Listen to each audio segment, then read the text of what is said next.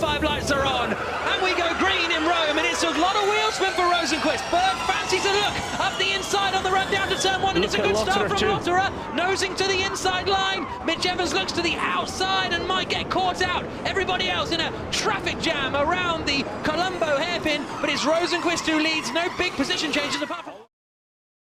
Sejenak kita mengenang hingar-bingar suksesnya gelaran MotoGP Mandalika Lombok. Event balap motor paling mentereng sejagat tersebut, membuat penumpang di Bandara Lombok melonjak 3 kali lipat. Selain itu, tarif hotel pun ikut meroket. Mengingat hasil tersebut, gelaran mobil listrik Formula E yang bakal digelar di Ancol juga diprediksi bakal meraih euforia yang sama. Namun, Gubernur Anies Baswedan juga perlu belajar dari pengalaman pebalap yang berhasil meraih posisi kelima, Alex Rins, yang menunjukkan serpihan aspal sirkuit Mandalika yang mengenai tubuhnya, meskipun pebalap itu telah mengenakan pakaian balap yang lengkap sesuai prosedur keamanan. Hal itu terjadi lantaran batu atau agregat pipih yang tergerus roda berkecepatan tinggi dalam adu kecepatan motor paling bergengsi sejagat tersebut. Karenanya, aspal bisa saja terlepas dan berubah menjadi partikel-partikel kecil yang mampu beterbangan hingga masuk ke baju penunggang motor Suzuki tersebut. Belajar dari pengalaman tersebut, Pemprov DKI tentunya harus benar-benar komitmen memberikan yang terbaik bagi adu balap mobil listrik di Ancol. Di lain sisi, sirkuit Formula E berbentuk kuda lumping yang dibangun di Ancol, bukan hanya menjadi ajang prestasi mobil listrik saja, namun, lebih dari itu bakal diagungkan sebagai prestasi monumental karya Anies menuju pemilihan presiden. Sebab, sudah bukan rahasia lagi jika nama Anies Baswedan selalu masuk dalam daftar polling bursa bakal calon presiden untuk pesta demokrasi yang bakal dihelat pada tahun 2024 nanti. Meski begitu, publik juga masih menunggu hasil pemeriksaan Komisi Pemberantasan Korupsi atau KPK yang sampai saat ini membuka kemungkinan untuk memanggil Gubernur DKI Jakarta atas dugaan korupsi pada penyelenggaraan Formula E di Jakarta. No komen, itu urusan penegak hukum, ya kan? Jalankan, kita dukung KPK.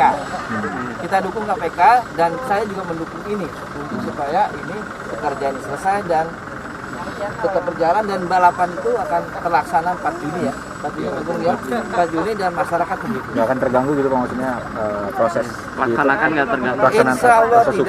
Insya Allah tidak, kita percaya kepada KPK, teruskan bekerja dan ini terus juga bekerja dan masyarakat juga menanti supaya ini selesai dan dibuka tanggal 4 Juni.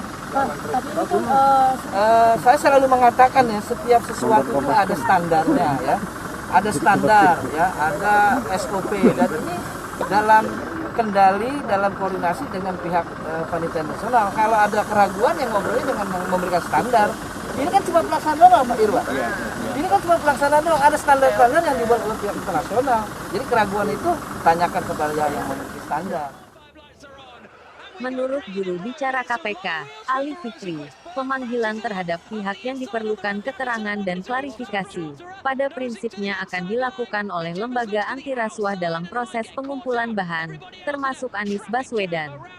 Siapapun, kami akan panggil untuk dimintai keterangan dan klarifikasi, sepanjang dibutuhkan dalam proses pengumpulan bahan keterangan yang terus kami lakukan ini, kata Fikri kepada wartawan beberapa waktu lalu.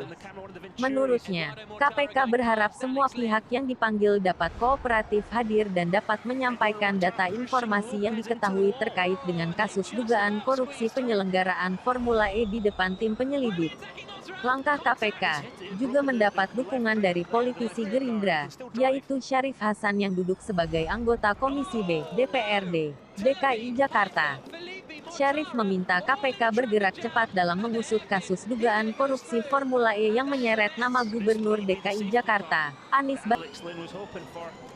Pemprov DKI bisa saja menjawab tidak ada anggaran untuk bantuan sosial bagi warga yang tidak mampu, dan memilih mengalokasikan dana untuk balapan kaum berduit dan beragam anggaran tak wajar di pemerintahan yang dipimpin oleh Gubernur Kebanggaan Kaum Monaslimin.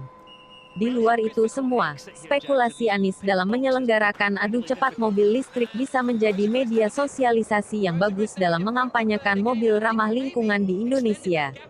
Bagaimana tidak, sebagaimana kita ketahui bahwa masyarakat seringkali riuh ramai menyambut naiknya harga bahan bakar motor atau BBM.